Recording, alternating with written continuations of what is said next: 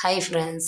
இது எதுக்காக அப்படின்னு பார்த்தீங்கன்னா, இன்னைக்கு சண்டே இல்லையா? அதனால் அம்மாலாம் வந்திருக்காங்க. அதனால் அம்மாவும் தம்பி ஒய்ஃபும் வந்திருக்காங்க. சிக்கன் பிரியாணி செய்யலான்ட்டு வெங்காயம், தக்காளி ப்ளஸ் இஞ்சி பூண்டு பேஸ்ட்டு, அப்புறம் புதினா, கொத்தமல்லி, இங்கே பாருங்கள் பச்சை மிளகா, இந்த ஜாதிக்காய், அப்புறம் பார்த்தீங்கன்னா அன்னாச்சி பூ, பட்டை, கிராம்பு, இது எல்லாமே எடுத்து வச்சுருக்கோம்.